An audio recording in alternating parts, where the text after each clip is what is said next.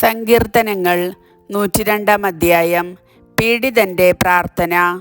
കർത്താവേ, എൻ്റെ പ്രാർത്ഥന കേൾക്കണമേ. എൻ്റെ നിലവിളി അങ്ങയുടെ സന്നിധിയിൽ എത്തട്ടെ. എൻ്റെ കഷ്ടതയുടെ ദിനത്തിൽ അങ്ങ് എന്നിൽ നിന്ന് മുഖം മറയ്ക്കരുതേ. അങ്ങ് എനിക്ക് ചെവി തരണമേ. ഞാൻ വിളിച്ചപേക്ഷിക്കുമ്പോൾ വേഗം എനിക്കുത്തരമരുളണമേ.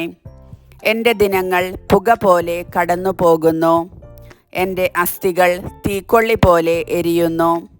എൻ്റെ ഹൃദയം പുല്ല് പോലെ വാടിപ്പോകുന്നു. ഞാൻ ആഹാരം കഴിക്കാൻ മറന്നു പോകുന്നു. കരഞ്ഞു കരഞ്ഞ് ഞാൻ എല്ലും തോലുമായി. ഞാൻ മരുഭൂമിയിലെ വേഴാമ്പൽ പോലെയാണ്, വിജനപ്രദേശത്തെ മൂങ്ങ പോലെയും. ഞാൻ ഉറക്കം വരാതെ കിടക്കുന്നു. പുരമുകളിൽ തനിച്ചിരിക്കുന്ന പക്ഷിയെപ്പോലെ ഏകാകിയാണ് ഞാൻ. എൻ്റെ ശത്രുക്കൾ ഇടവിടാതെ എന്നെ നിന്ദിക്കുന്നു. എന്നെ വൈരികൾ എൻ്റെ പേര് ചൊല്ലി ശപിക്കുന്നു.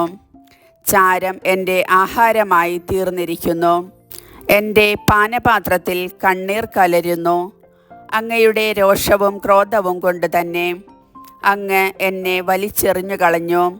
സായാഹ്നത്തിലെ നിഴൽ പോലെ എൻ്റെ ദിനങ്ങൾ കടന്നു പോകുന്നു. പുല്ലുപോലെ ഞാൻ വാടിക്കരിഞ്ഞു പോകുന്നു. കർത്താവേ, അങ്ങ് എന്നേക്കും സിംഹാസനസ്ഥനാണ്. അങ്ങയുടെ നാമം തലമുറകളോളം നിലനിൽക്കുന്നു. അവിടുന്ന് എഴുന്നേറ്റ് സിയോനോട് കരുണ കാണിക്കും. അവളോട് കൃപ കാണിക്കേണ്ട കാലമാണിത്. നിശ്ചയിക്കപ്പെട്ട സമയം വന്നു ചേർന്നിരിക്കുന്നു. അങ്ങയുടെ ദാസർക്ക് അവളുടെ കല്ലുകൾ പ്രിയപ്പെട്ടവയാണ്. അവർക്ക് അവളുടെ ധൂളിയോട് അലിവ് തോന്നുന്നു. ജനതകൾ കർത്താവിൻ്റെ നാമത്തെ ഭയപ്പെടും. ഭൂമിയിലെ രാജാക്കന്മാർ അങ്ങയുടെ മഹത്വത്തെയും. കർത്താവ് സിയോനെ പണിതുയർത്തും. അവിടുന്ന് തൻ്റെ മഹത്വത്തിൽ പ്രത്യക്ഷപ്പെടും.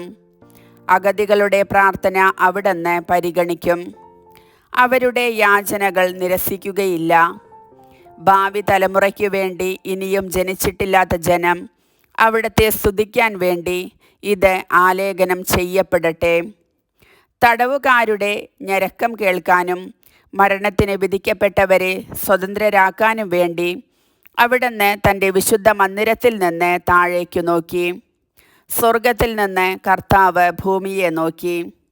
ജനതകളും രാജ്യങ്ങളും ഒരുമിച്ച് വന്ന് കർത്താവിനെ ആരാധിക്കുമ്പോൾ സിയോനിൽ കർത്താവിൻ്റെ നാമവും ജെറൂസലേമിൽ അവിടുത്തെ സ്തുതിയും പ്രഘോഷിക്കപ്പെടാൻ വേണ്ടി തന്നെ. അവിടുന്ന് ആയുസ്സിൻ്റെ മധ്യത്തിൽ വെച്ചു തന്നെ എൻ്റെ ശക്തി തകർത്തു. അവിടുന്ന് എൻ്റെ ദിനങ്ങൾ വെട്ടിച്ചുരുക്കി.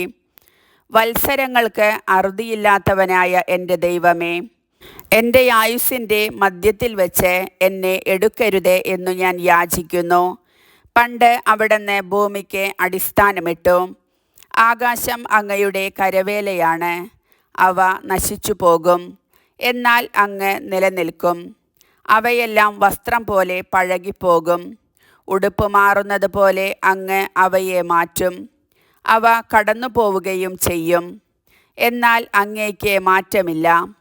അങ്ങയുടെ സംവത്സരങ്ങൾക്ക് അവസാനമില്ല. അങ്ങയുടെ ദാസരുടെ മക്കൾ സുരക്ഷിതരായി വസിക്കും. അവരുടെ സന്തതി പരമ്പര അങ്ങയുടെ മുൻപിൽ നിലനിൽക്കും. കർത്താവിൻ്റെ വചനം.